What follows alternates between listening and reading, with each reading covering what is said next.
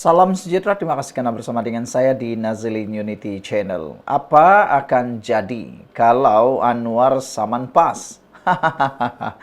Ada banyak isu sebenarnya yang Anwar boleh saman PAS. Banyak isu yang menjadi kontroversi yang mana tiada fakta tapi tetap dikemukakan oleh PAS. Kalau Anwar Ibrahim betul-betul saman PAS, kesannya boleh jadi besar dan menyeluruh, baik dari segi politik maupun undang-undang. Berikut adalah analisis padat berkaitan dengan apa jadi kalau Anwar saman PAS.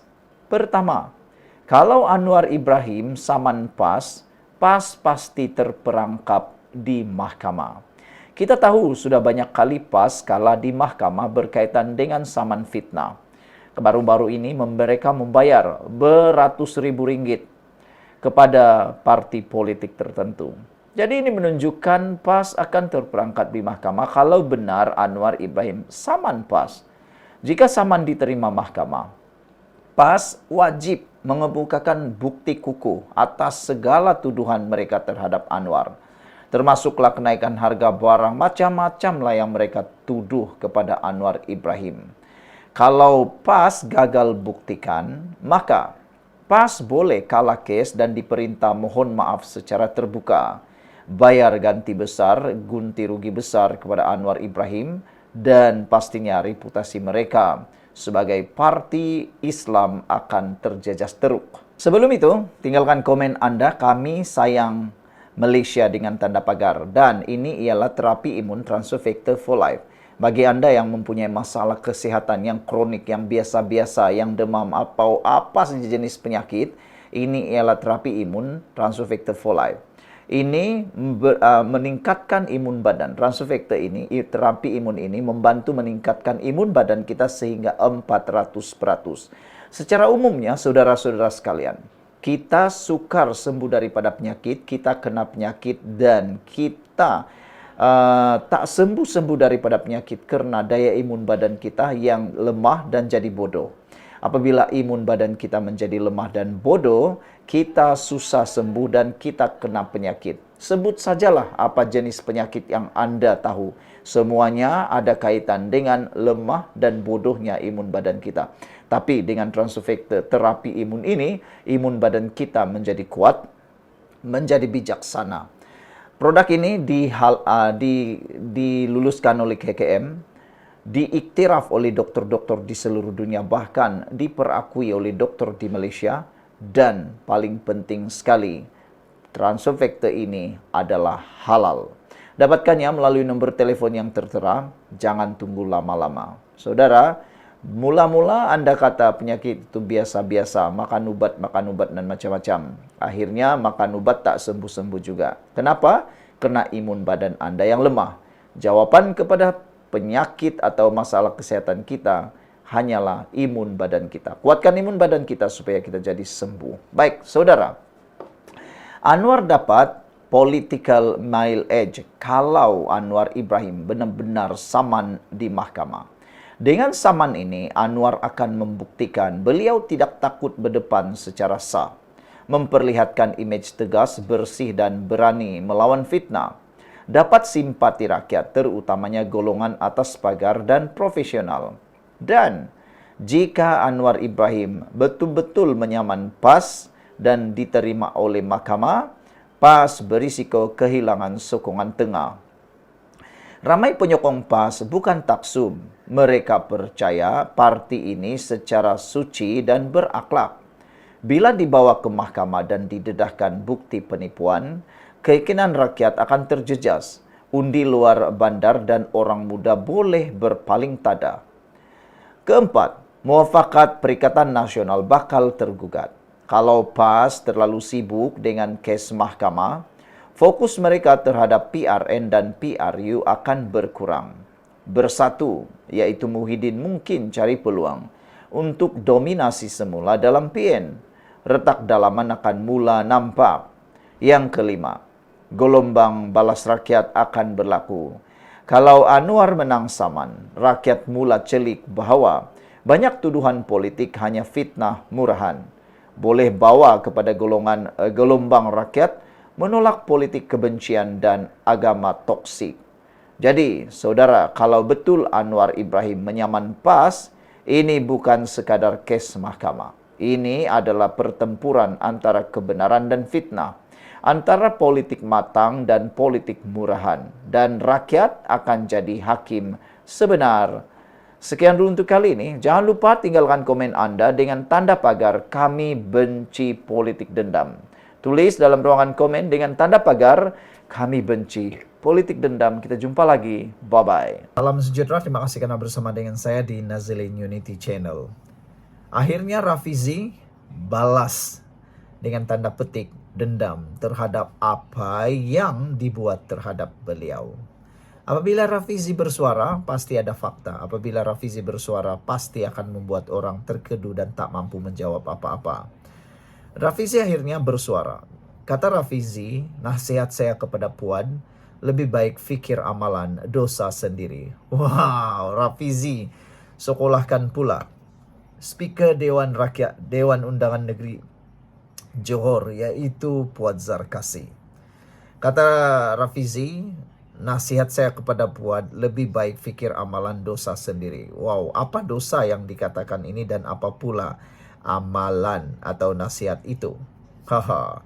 Ahli Parlimen Pandan, Datuk Seri Rafizi Ramli menasihatkan Ahli Majlis Kerja Tertinggi UMNO, Datuk Dr. Muhammad Puan Zarkasi, supaya tidak bimbang tentang pengakhiran politiknya selepas peletakan jawatan Menteri Ekonomi ekoran kekalahan dalam pemilihan Parti Keadilan baru-baru ini. Bekas timbalan Presiden PKR itu juga mengingatkan Speaker Dewan Undangan Negeri Johor agar lebih baik merenung amalan dosa dan pahala sendiri. Sebelum kita teruskan ulasan kali ini, jangan lupa tinggalkan komen Anda dalam ruangan pagar "Jangan bergaduh". Wah, dengan tanda pagar "Jangan bergaduh", tapi sebelum itu saya perkenalkan kepada Anda semua, ini ialah Transovector for Life, terapi imun yang meningkatkan daya imun badan kita sehingga 400%. Ini ialah produk penemuan saintis yang paling bersejarah di dunia. Penemuan ini sangat bersejarah kerana meningkatkan daya imun badan. Produk ini meningkatkan daya imun badan kita sehingga 400%. Dengan imun badan yang kuat, kita dapat melawan penyakit daripada dalam tubuh badan kita. Dan secara ringkasnya, kita kena penyakit, kita sukar sembuh daripada penyakit dan badan kita melawan diri kita sendiri apabila imun badan kita jadi lemah. Tapi dengan adanya Transovector for Life ini, terapi imun ini, dia akan mendidik, mengajar dan menguatkan imun badan kita supaya imun badan kita jadi luar biasa kuat dan melawan penyakit dari tubuh badan kita, lalu kita boleh jadi sembuh. Ingat, produk ini bukan obat, tapi ini terapi imun meningkatkan daya imun badan kita. Produk ini telah lulus KKM, diperakui halal dan juga diperakui dan diiktiraf oleh dokter-dokter di seluruh dunia, termasuk di Malaysia. Dapatkan segera produk ini melalui nombor telefon yang tertera.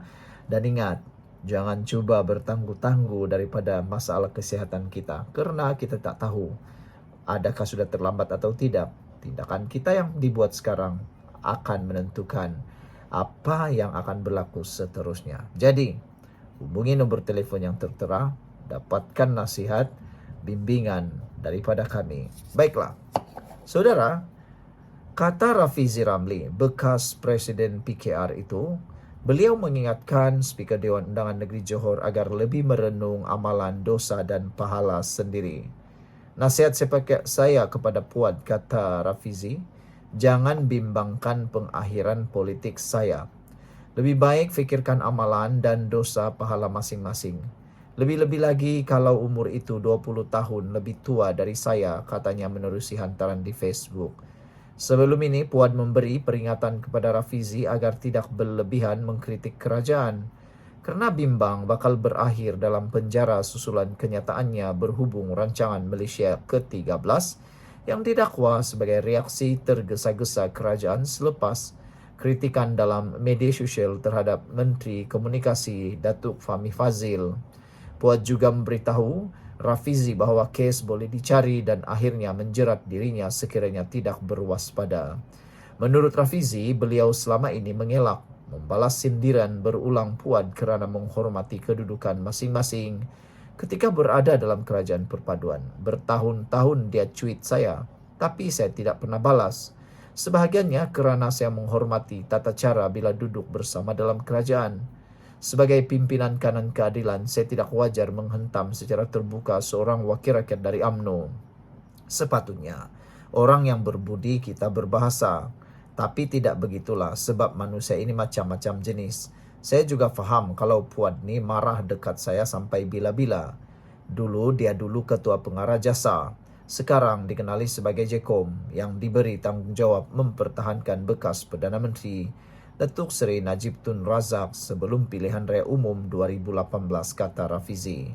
Memang letihlah nak bersilat dengan isu-isu yang saya bawa ke arah PRU 2018. Mungkin kerana dilihat tidak berapa berfungsi semasa menjadi ketua pengarah jasa, dia digugurkan dari menjadi calon UMNO Parlimen Batu Pahat dalam PRU 2018. Kecoh sebentar, dia nak bertanding bebas, dilaporkan sudah beli 2 borang pun, kata Rafizi. Rafizi turut menyentuh kemenangan Puan di Dun Rengit dalam pilihan raya negeri Johor 2022 sebagai satu-satunya pencapaian selepas berdekad dalam politik. Selain itu, beliau juga mengingatkan dirinya pernah melalui episod penjara ketika pentadbiran terdahulu yang turut melibatkan Puan. Nasib baik keadilan Pakatan Harapan PH masuk PRN Johor 2022 dalam keadaan sendu. Menanglah kerusi Rengit, berpuluh tahun penyertaan Puan dalam politik dan UMNO sejak 1990-an, menang sekali di Parlimen dan menang sekali di DUN. Jadi bila Puan bagi nasihat, konon takut saya masuk penjara, saya buat dengar tak dengarlah. Saya anggap ini nasihat mencuri perhatian supaya media memetik namanya sebagai menjadi berita. Kalau nak harap usaha politiknya yang lain, mungkin susah nak masuk berita, kata Rafizi. Kalau saya takutkan ada kes, saya tidak meletakkan jawatan. Saya akur kepada apa saja yang dikehendaki. Suruh saya diam, saya diam. Suruh saya melompat, kata beliau. Dalam pada itu, Rafizi turut menegaskan sepanjang menjadi menteri, beliau tidak pernah memanggil ketua setiausaha KSU atau pegawai untuk apa-apa yang bersabit perolehan. Rafizi juga mengimbau peranan Puan sebagai ketua pengarah jasa ketika beliau diheret ke mahkamah dan dijatuhkan hukuman penjara suatu ketika lalu. Bidang yang memang kuasa saya, contohnya meluluskan perolehan hartanah Bumi Putra melebihi nilai 20 juta ringgit, itu pun saya buat satu jawatan kuasa agar ia diputuskan oleh jawatan kuasa tersebut, bukannya saya, ujar Rafizi. InsyaAllah saya tidak pernah diugut, dipanggil atau dilaporkan ada kes. Pasal ke penjara saya pun pernah melalui zaman itu. Masa Puan jadi ketua pengarah jasa, kerajaan itulah dan pimpinan parti dialah yang mengheret saya ke mahkamah sehingga 14 kes termasuk dijatuhkan hukuman penjara 3 tahun. Masa itu, saya reda semuanya dan saya serahkan kepada ketentuan Allah, kata Rafizi. Sekian dulu untuk kali ini. Jangan lupa tinggalkan komen anda, tekan butang subscribe. Kita jumpa lagi. Bye-bye.